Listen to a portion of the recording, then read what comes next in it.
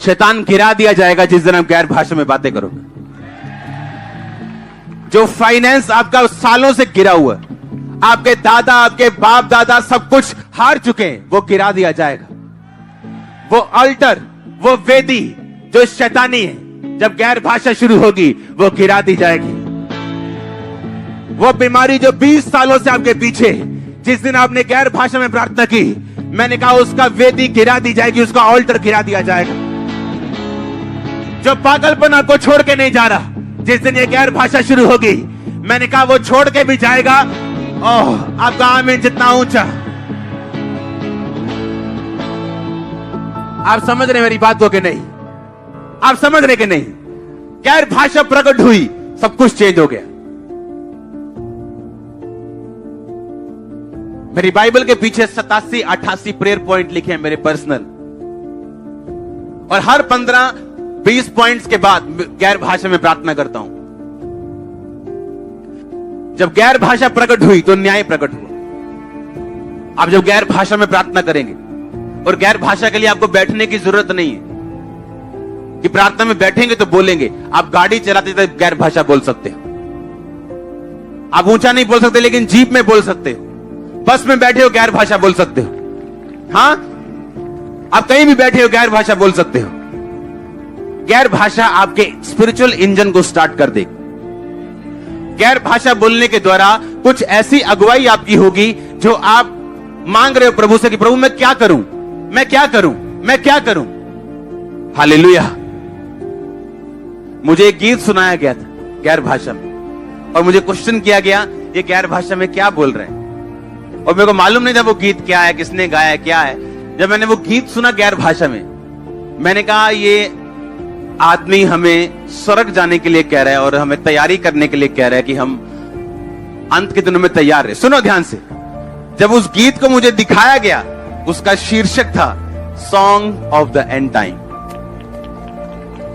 और गैर भाषा ऐसा नहीं है कि ये कोई शब्द बोलेगा कि जारा वरा जिला, जारा का मतलब ये, नो नो नो, ऐसा ये गैर भाषा ऐसी नहीं। आपकी स्पिरिट बताती कि उस टाइम होली स्पिरिट इन शब्दों को क्यों बोल रहा है। ये कोई शब्द नहीं है, ये स्पिरिचुअल चीज है। आमीन। और मैंने बताया ये जो सिंगर है ये हमें एंड टाइम स्वर्ग जाने के लिए हमें कह रहा है कि हम तैयार रहें। और मैं खुद हैरान था। इसे बोलते गैर भाषा का अर्थ बताना। आमीन। आप जब गैर भाषा में प्रार्थना करते हो, सडनली आपकी अगुवाई होती है जिसके लिए आप कंफ्यूज हो। आप जो गैर भाषा में प्रार्थना करते हो, न्याय प्रकट होता। जो लोग आप पे जादू टोना कर रहे हैं, जो लोग आपके पीछे हैं, उन पे न्याय प्रकट होगा और सजा आएगी उनकी लाइफ में। मैं सच कह रहा हूं। हम नहीं मांगेंगे, हम ना तो दुश्मनों का नाश मांगते, ना विनाश मांगते, कुछ नहीं मांगते, लेकिन परमेश्वर देखेगा कौन सा व्यक्ति आपकी लाइफ से जाना चाहिए, कौन सा रहना चाहिए। गैर भाषा एक ऐसा हथियार है। और इमेजिन करो आज लोगों के पास गैर भाषा ही नहीं है, क्योंकि चर्च आना एक प्रोफेटिक वर्ड लेने का या हीलिंग लेने का जरिया है, या आपको सचमुच परमेश्वर में बढ़ना है और आपको खुद कुछ करना है। आमीन।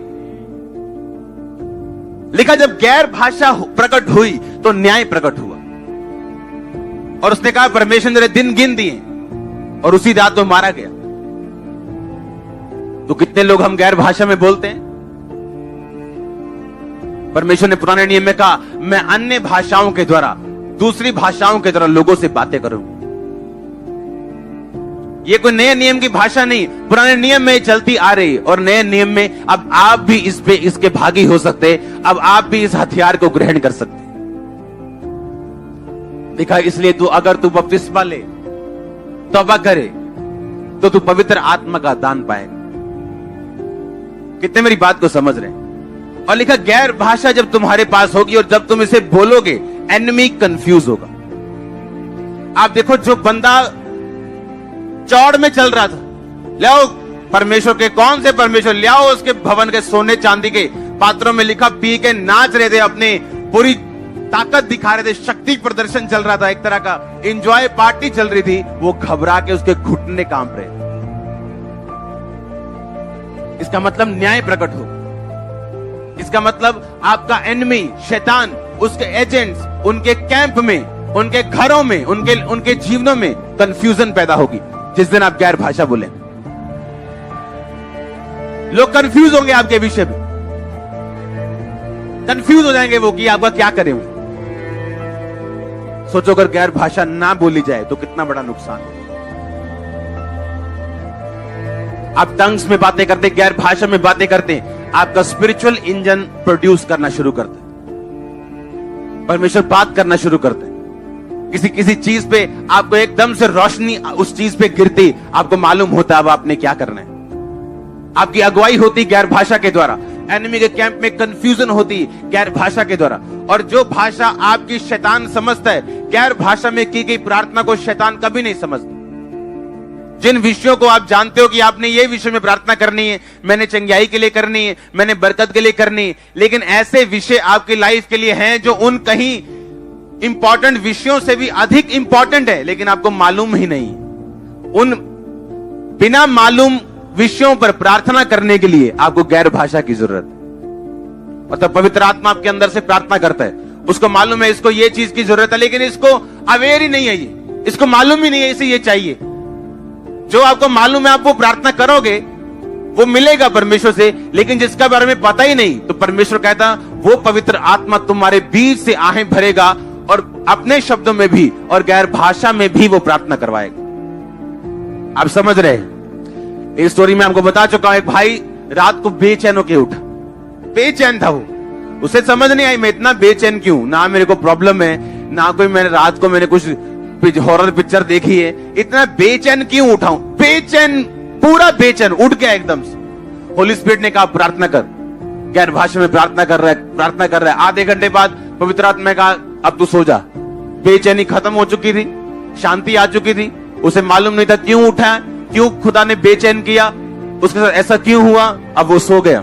थोड़े दिन बाद अपने घर गया, भाई से मिला, उसके भाई ने बताया था फोन्स नहीं होते थे, अगर होते थे तो किसी के पास होता होगा, इंटरनेट वगैरह कुछ नहीं था। उसके भाई ने बताया फलानी तारीख को रात को मुझे हार्ट अटैक आ गया था और मैं मर गया था, और मैं जब हॉस्पिटल में लेके गया डॉक्टर ने बोला ये मर चुका। और सडनली एकदम से मेरी बॉडी को प्रभु ने छुआ, किसी ने छुआ और मैं उठ के बैठ गया और सब हैरान थे क्यों। उसने बताया, सुनो, उसने बताया कि सेम डे जिस रात तेरे को ऐसा हुआ, उस रात खुदा ने मुझको उठाया था और मैंने गैर भाषा में प्रार्थना की। कितने समझ रहे हैं? अब उसको ये तो मालूम नहीं था कि अपनी भाषा में क्या बोलूं, पर आप गैर भाषा में प्रार्थना कर सकते हैं। और होली स्पिरिट आपको आपके पास्टर के लिए, आपके घर के लिए, आपके मोहल्ले, आपके नगर के लिए, जिन विषयों को आप नहीं जानते, होली स्पिरिट उन शब्दों को लेके वो प्रार्थना करता है जो आप नहीं समझ सकते। और इसीलिए जो गैर भाषा बोलने वाले विश्वासी हैं, वो दूसरे विश्वासियों ज्यादा रिजल्ट लेके आते हैं, क्योंकि उनके पास एक हथियार एक्स्ट्रा है जिसको वो यूज करते हैं। हालेलुया। लिखा जो गैर भाषा में प्रार्थना करता है वो अपनी ही, अगर इसको एम्प्लीफाइड वर्जन बाइबल में पढ़े तो लिखा जो गैर भाषा में प्रार्थना करता है वो अपने शरीर, अपने प्राण और अपनी आत्मा की उन्नति करता है। वो अपनी शरीर की भी उन्नति करता है, यानी उसका फाइनेंस, उसकी लाइफ, उसकी सेहत, उसके बच्चे, जो कुछ शरीर में। लिखा वो अपने सोल की, अपने प्राण की, अंदर जो आपका सोल है उसके ऊपर अटैक है, उसके ऊपर व्यभिचार का, चोरी का, पाप का, कहता उसको भी वो हील करता है।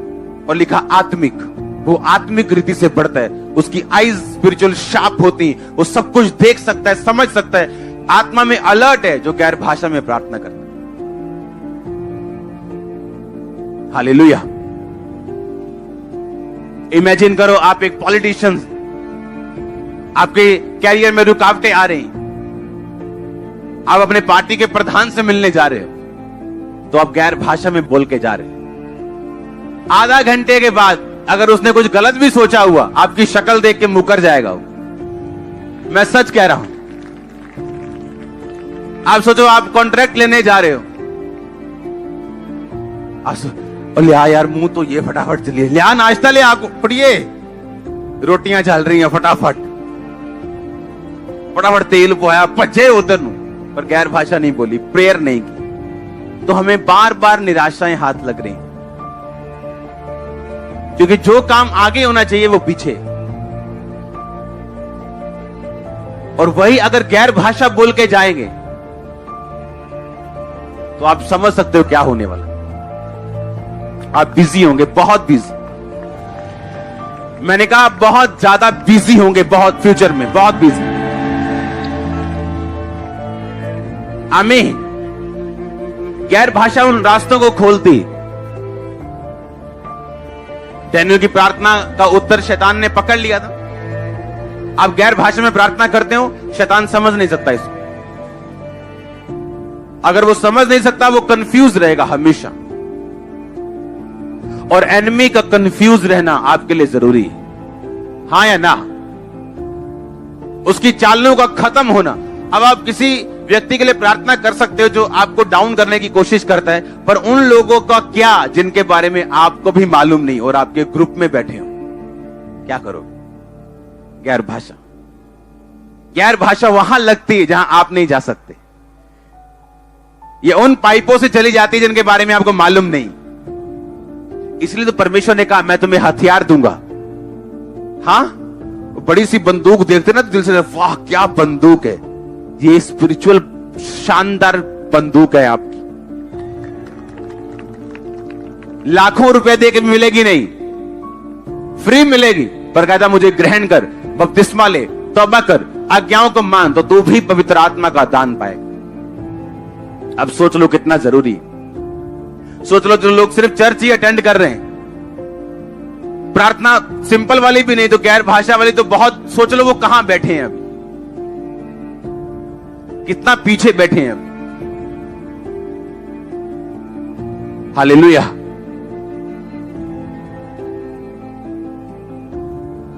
अब आप महत्व समझेंगे गैर भाषा का, और ये लगातार मैं इसको बताऊंगा गैर भाषा, ताकि आपको समझ आ सके कंटिन्यू कि मुझे क्यों बोलनी है। और गैर भाषा जब बोली जाती है, जब आपकी लाइफ पे उतरती है और ये बढ़ती है और बढ़ के अगले लेवल पे जाती है और अगले लेवल पे जाती है, कैसे आप गैर भाषा से अपनी लाइफ को चेंज कर सकते हो, मसे में बढ़ सकते हो, अपने दानों वरदानों को उज्जवल कर सकते हो, परमेश्वर से गाइडेंस ले सकते हो, उसकी अगुवाई ले सकते हो, कंफ्यूजन से बाहर आ सकते हो, बीमारी से बाहर आ सकते हो, अपने घर में साल्वेशन लेके आ सकते हो गैर भाषा बोलने के द्वारा।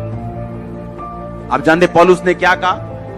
उसने कहा मैं आत्मा से प्रार्थना करूंगा और बुद्धि से प्रार्थना करूंगा। अगर वो ऐसा कहता मैं बुद्धि से प्रार्थना करूंगा और आत्मा से भी करूंगा, इसका मतलब बुद्धि से यानी अपने शब्दों से प्रार्थना करना पहले स्थान पे होता और उसके बाद गैर भाषा। पर उसने कहा मैं आत्मा से प्रार्थना करूंगा, यानी जब मैं प्रार्थना की शुरुआत करूंगा तो मैं गैर भाषा से करूंगा और मैं बुद्धि से भी प्रार्थना करूंगा। क्योंकि अगर मैं यहां पे मास प्रेयर सारी गैर भाषा में कर दूं तो आप आमीन कैसे बोलोगे, फेथ कैसे करोगे, क्या कैसे मालूम होगा कौन बंदा हील हो रहा है? तो उसने कहा लेकिन मैं प्रार्थना करूंगा आत्मा से, लेकिन बुद्धि से भी करूंगा ताकि दूसरे लोग इसे आमीन बोल सके। आमीन। इसका मतलब आत्मा में प्रार्थना करने का महत्व जो पौलुस ने कहा वो पहले नंबर पे था। हम पढ़ेंगे बाइबल के इस वचन को ताकि आपको ये समझ आए कि मुझे आज गैर भाषा मांगनी और तब तक मांगनी है, हर रोज मांगनी जब तक मुझे मिल ना जाए, और आपको प्रभु देगा। मत समझो कुछ पता नहीं क्या होगा एक दिन मेरी जिंदगी में, मैं पता नहीं कितना रो रो के मांगूंगी तब मिल जाएगा। नो, बस अलर्ट रहना।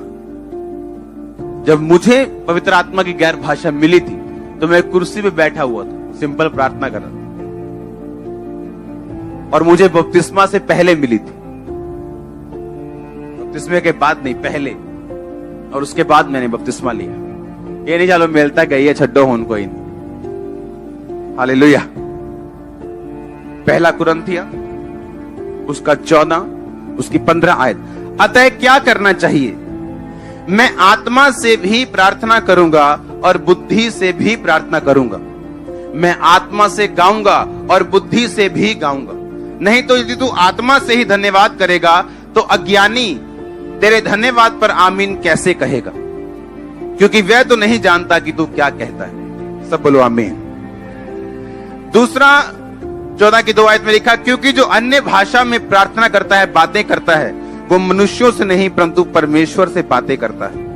इसलिए उसकी बातें कोई नहीं समझता, क्योंकि वो भेद की बातें आत्मा में होकर बोलता है।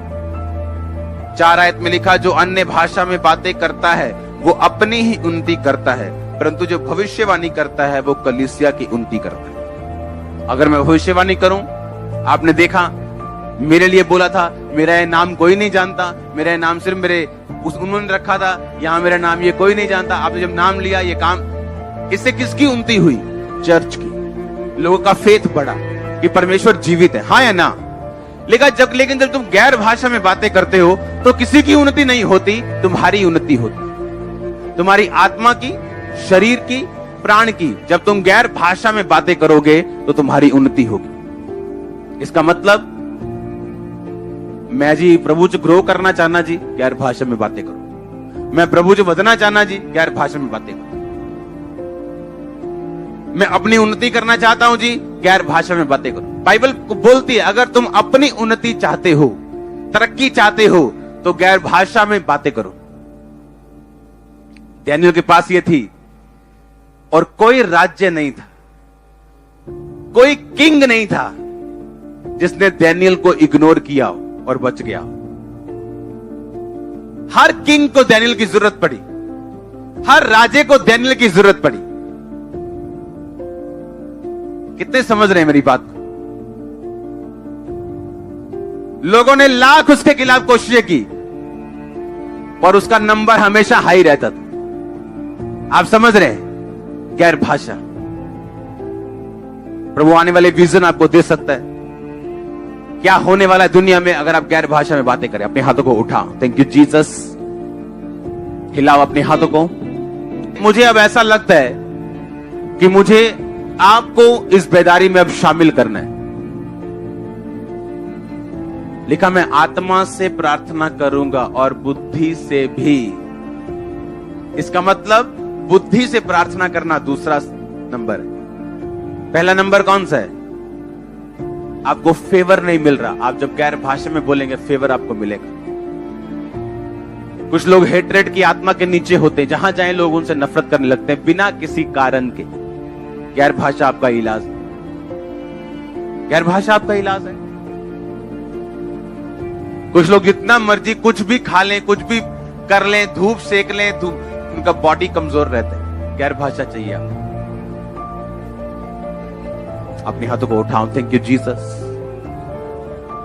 आपने कहा तू पवित्र आत्मा का दान पाएगा। हिलाओ अपने हाथों को, बोलो मैं तैयार हूं इस दान को पाने के लिए। मैं तैयार हूं इस वरदान को पाने के लिए। पवित्र आत्मा का दान, गैर भाषा का वरदान, मैं तैयार हूं। मैं अपनी गलतियों को छोड़ता हूं, तौबा करता हूं प्रभु यीशु मसीह के नाम में।